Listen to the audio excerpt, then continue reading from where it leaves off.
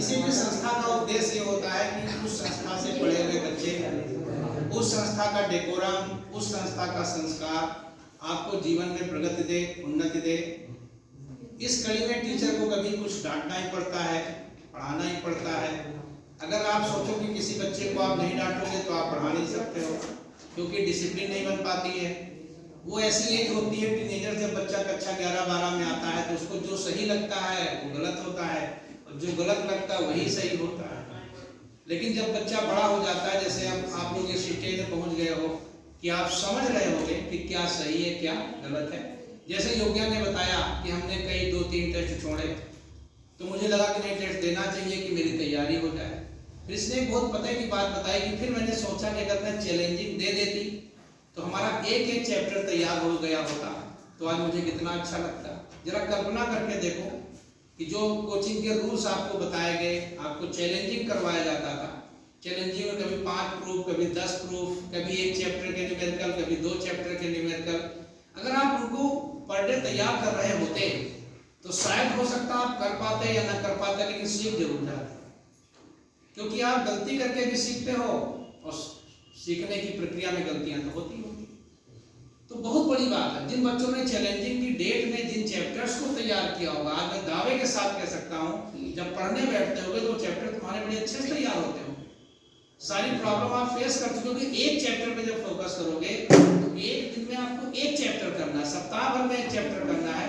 उस चैप्टर में एक न्यूमेरिकल, एक एग्जाम्पल्स, सारी चीजें हो जाती हैं और बच्चा आगे निकल जाता है।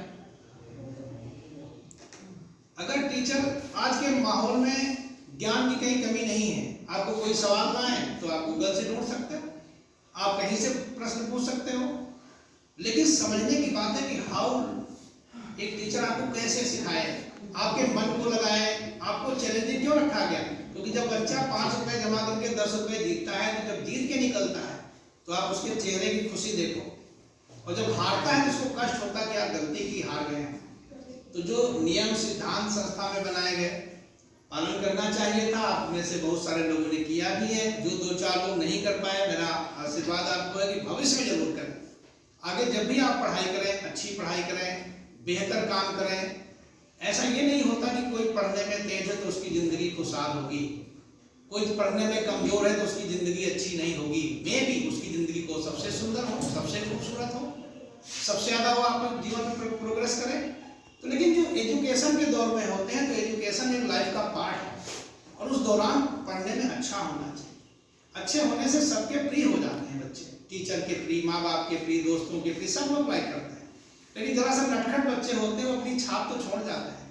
जब भी कभी स्मरण आता है किसी बैच का तो नटखट बच्चा और टॉपर बच्चा 2 याद आता है, बीच मिडिल क्लास नहीं आता था। अभी किसी बच्चे ने कहा कि हमने पूछा, आपने एकदम से कह दिया। उसका रीजन ये होता है कि जैसे आप बार बार किसी चीज को कुछ ऐसा कर रहे हैं जो एक्टिविटी ठीक नहीं है, एक दिन आपने अच्छा काम करने की सोचा तब भी खराब मान लिया गया। तो ये इसमें हम क्या करें? अपनी छवि ऐसी बनाओ कि तुम झूठ में पूछो हम तुम्हें सही बताएं। अपनी छवि ऐसी मत बनाओ कि तुम सही में वास्तव में पूछ रहे हो लेकिन हमारा मन नहीं कर रहा, डांट दिया मैंने। तो ये इंप्रेशन की बात होती है। आप जब भी आगे भविष्य में जाएं, किसी भी संस्था में जाएं, किसी टीचर से पढ़ें, तो अपनी छवि को भी अच्छा रखें, अपने मतलब एटीट्यूड को भी अच्छा रखें, पढ़ते समय टेम्परामेंट सही रखें और पढ़ाई में फोकस करें। तो ये सब चीज़ों को देखिए, बहुत सारे बच्चों ने काफ़ी अच्छी पढ़ाई की है। हमें राना बहन भी बता रही थी कि हम किन परिस्थितियों में रहे हैं। हमको याद है आप भी ये सुनाती थी, अपनी सहेलियों के बीच में हाथ उठा के सुना देती थी। तो ये जो प्रोग्रेस करने की कड़ी है ना इनकी, अभी थोड़ा सा सुधार हुआ है। ये 5 साल के अंदर बहुत अच्छी नौकरी पाएंगे, तुमको लगता नहीं है चीज़। जब जिंदगी पलट के देखोगे तो बहुत बेहतरीन नौकरी कर रही होगी, क्योंकि मैंने जितनी राना को पढ़ाया है सब नौकरी कर रहे हैं, सब अच्छे निकले। थोड़ा सा इनको आसानी से कोई अचीवमेंट मिल सकता है, थोड़ी सी मेहनत कर लें। लेकिन इन लोगों ने राना बहने में इनको कहता था 5-6 थी, अक्सर रोज आती थी कोचिंग, कभी कोई ना आए, 3-4 तो डेली आई हैं। हमारे ओम साई के बच्चे, ज्ञानस्थली के बच्चे, Pandit Deendayal and company, English medium के हर स्कूल के बच्चे जैसे हैं, सारे बच्चों ने मेहनत किया। जैसे अब मैं देख रहा हूँ एक्टिविटी में हिंदी मीडियम पे हमारा इंग्लिश मीडियम भारी पड़ जाता है, पीठ दिखा के भाग के बाहर। अरे बहुत कुछ होता तो अपना कुछ ना कुछ बोल दो। इन सब चीजों से घबराना नहीं चाहिए। और मैं तुमको बता दूं, एज सारी शुभकामनाएं आपके साथ है, मेरा आशीर्वाद आपके साथ है और ईश्वर और माता जी की विशेष कृपा है कि मेरा पढ़ाया हुआ बच्चा कभी कमजोर नहीं रहता, पीठ दिखा के नहीं जाता है। और कुछ सीखे ना सीखे, आप सम्मान, नॉलेज और दृढ़ इच्छा सब जरूर सीख जाता है। अगर इस लक्षण का नहीं होता तो मेरे पास उठता भी नहीं है। हम बता रहे हैं आज भी, अभी रिजल्ट निकलेगा इंटर के बाद, आप देखिएगा मैक्सिमम कॉलेजों का टॉपर मेरा ही होगा, जबकि मेरे मुताबिक इस बार बच्चों ने कम मेहनत किया है, लेकिन फिर भी टॉपर। क्योंकि हम जानते हैं अगर तुमको इतना मैंने सिखा दिया कि जब शहर के बच्चों से तुम्हारा टक्कर होगा तो तुम कभी पीछे नहीं छूटोगे। लेकिन फिर भी कहना है सीरियस रहें, रिवाइज कर लें, नोट्स पढ़ लें, पेपर करने का मैं आपको तरीका सिखा दूं, एक गोल्डन चीज है, आज मौका है, बता देता हूं। इतने सब लोग आए हो, ज्यादातर अच्छे बच्चे हैं, जबकि आपके पास पेपर आया, पूरा पेपर एक बार पढ़ लें। पेपर पढ़ते समय पेपर में ध्यान ये रखें कि जितना पूछा गया आपको उतना ही लिखना है।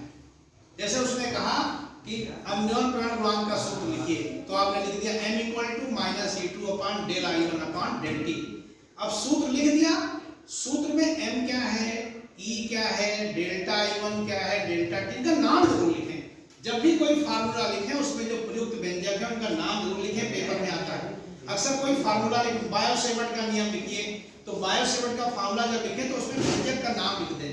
लेकिन होता क्या है, उसमें आया बायोसेवर्ट का नियम लिखो, वो बायोसेवर्ट के नियम को प्रूव करता है, कहां से टीचर नंबर दे देगा। ये हिंदी नहीं है, ये अंग्रेजी नहीं है, ये साइंस है, फिजिक्स है। आपसे जितनी चीजें पूछी जाएं आप उतनों का जवाब दोगे तो आपको नंबर मिलेगा। आपसे पूछा गया फार्मूला लिखिए, परिभाषा दीजिए, आपको परिभाषा देना है। फार्मूला लिखिए, आपको फार्मूला लिखना है। एक न्यूमेरिकल दिया तो आपको न्यूमेरिकल लगाना है। आप करते क्या हो, पूछा कुछ और जाता है, करते कुछ और। तो ये गलती जो तुमने हमारे टेस्टों में की है नहीं करना है। आप सब लोगों ने टेस्ट दिया है, टेस्ट में आप लोगों ने काफी मेहनत की है। सारे वीडियोज भी थे, मैं प्ले नहीं कर पाया उनको, मैंने कहा था वीडियो प्ले करूंगा सारे, लेकिन फिर भी कभी मैं ग्रुप पे भेजूंगा, देख लिया करना। और कभी हार मत मानना। अभी भी तुम मान लिया तुम्हारे तर्कस में बहुत तीर है, आप पेपर को ध्यान से पढ़ें। सबसे पहले क्वेश्चन नंबर 1 से पेपर करना शुरू करें, और जो क्वेश्चन आपको सबसे अच्छा आता है वो करते चले जाएं पहले राउंड में।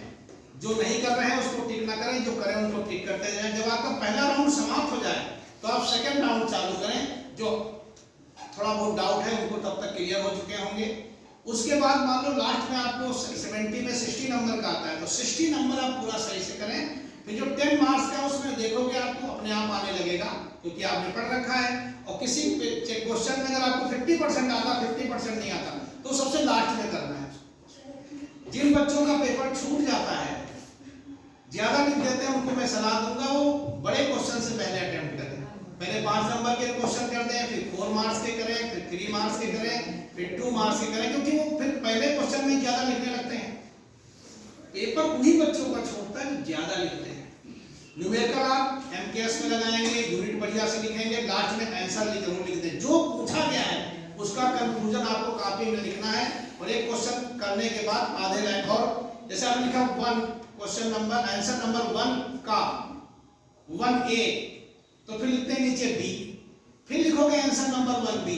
जितनी बार करोगे जो भी पार्ट, उसमें क्वेश्चन नंबर जरूर आना चाहिए। फिर टीचर को ढूंढना पड़ता है, कंफ्यूजन होता है।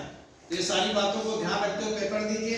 As a teacher I am with you. मैं हमेशा बच्चों का सहयोग करता हूँ, जैसी परिस्थितियां हो। देखने में थोड़ा कड़क रहता हूँ, डांटता भी हूँ, लेकिन दिल से मैं अपने बच्चों को बहुत मानता हूँ। ये मेरी खुद की आदत, मुझे सब कहते हैं, मेरे घर में भी कहते हैं कि कोई और आया होगा तो नीचे उतर जा, बच्चा होगा तो भाग जाएंगे।